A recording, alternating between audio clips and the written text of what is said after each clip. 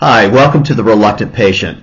This is episode 6A, and I decided to make it because in episode 6, which is about learning and communication, I made some comments about encouraging research on the internet. And I want to talk about that a little bit more because I am sure I'm going to get pushback on this. I certainly did as I was going through diagnosis and treatment. And I found it very odd how often I was discouraged from using the internet. And I'm here to say that the internet is a thing. This is 2024, and it exists, and people have to deal with it. And they have to exercise critical thinking skills. They have to exercise healthy skepticism to use the internet. They have to use it in every aspect of life because we just have a lot of information thrown our way, and we have to filter it the best way we can. And so we're all in that business anyway. And so instead of discouraging patients from using the internet, I would ask that you help them do it well, to teach them a few rules about using the internet. So very quickly here, I'm going to go through a list. I'm not going to carry on for too long, but just go through a list, and you can see the list right here. What's the source? Check the date, measure twice, encourage social media, read formal research, and take notes and ask questions. So to start with, the first thing, the most obvious thing, is you want to encourage your viewers, your patients, to check the source. Take a look at that URL and actually see who, bottom line, that information is coming from. Is it coming from a government organization? Is it coming from a prestigious hospital that has a reputation in the field? Is it coming from somebody's blog? You just don't know. And so that is something that you should encourage everyone to look at, is to really discern where they're getting information. And also a point to make is that sometimes the source is coming from a pharmaceutical company or a radiotherapy company or from a nonprofit. And those sources should be questioned. You get a lot of good information from some of those sources, but a lot of times you don't. And so encourage your patients to apply a critical eye to that. Just because it comes from a nonprofit organization doesn't mean it's useful or valuable information. So just keep that in mind. Second point is check the date, and this is where things went really wrong with me in my own search to understand more about prostate cancer. I picked up and read a paper on radiotherapy, radiation treatment, and it blew my mind, and I ended up hiding under the covers in bed. It was just so horrific. The outcomes, the toxicities, as these papers refer to, were just so horrific. And it took me a while to realize that the paper was published 25 years ago, and the field of radiotherapy has just profoundly changed in that period of time. And the radiotherapy that is administered today is very safe and very effective. It's not without its problems, but they aren't the problems that were existing 25 years ago. So my rule of thumb is it's got to be 3 years or younger. Or else I won't read it, because the industry is changing so rapidly, so very quickly in terms of technologies, but also in process, how we use those technologies and in what order. That seems to change. So I think it's really important to read the latest.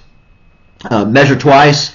This is always a good rule of thumb, is if you read something and it means something to you and it's interesting or relevant to you, you need to find another article or another source that speaks to the very same issue or the same topic that you're reading. You need to encourage your patient to do that, especially if there's a flag or something that a patient feels suspicious about the information, then they definitely should read another and another and another. The more sources you read on a particular topic, the fuller understanding you're going to have of the topic, and you can also you have the critical thinking skills to toss the odd one out that's not agreeing with the others, and that can be a useful tool in getting you to a more truthful position.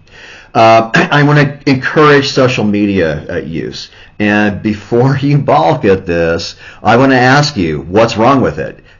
you ought to take a look at the prostate cancer Facebook groups that are out there. You ought to take a look at some of the nonprofits that offer chat rooms.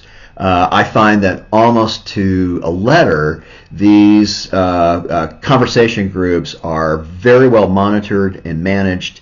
They keep the focus on sharing personal experiences, sharing encouragement and love to other people, and diagnosing or providing medical advice is a no-no, and disinformation or misinformation is very, very rapidly addressed. I think they're very well managed, and I think it's a super important resource for men. Men feel so alone when they go through this process, and to be able to have their brothers with them to share their pain, their confusion, ask questions, and so on is just so very important. So I encourage you to get your patients looking at a chat group and talking to someone online. Formal research, don't shy away from it. If your patient shows an interest in deeper learning, then they can handle it. At first, I was reading some papers from the NIH, and these are just abstracts. They weren't even the full paper, and they're daunting. They use medical terminology, acronyms. They're just not familiar to the mere mortal. And there's a whole structure to an abstract anyway that in and of itself is a little bit confusing. But you can teach people who are interested how to read a research paper. And my way into it is to scroll all the way to the end of the paper. So it may be like a 4-page abstract, go all the way to the bottom and look at the conclusions. Or sometimes it's called findings. And it will describe the problem they're trying to solve or the thing they're trying to understand and what they found out about it. And if a reader at that point finds that interesting and relevant, then they can go back and read more of the paper and kind of dig through some of the details that are a little thicker. But they'll be more motivated to do this. So yeah, this is definitely what I want to know about, and they'll start reading it. And so along those lines, if they read formal research, or if they read anything or take any information in that doesn't make sense to them or seems contradictory to them, you should encourage your patients to write notes, write down questions, and say, the next time you meet with me, have your notebook ready, you've been doing some research, ask me questions of things that don't make sense, and allow them to say, hey, I read this, but it seems contradictory to something else I read. What's your take on it? And then you can kind of set them straight.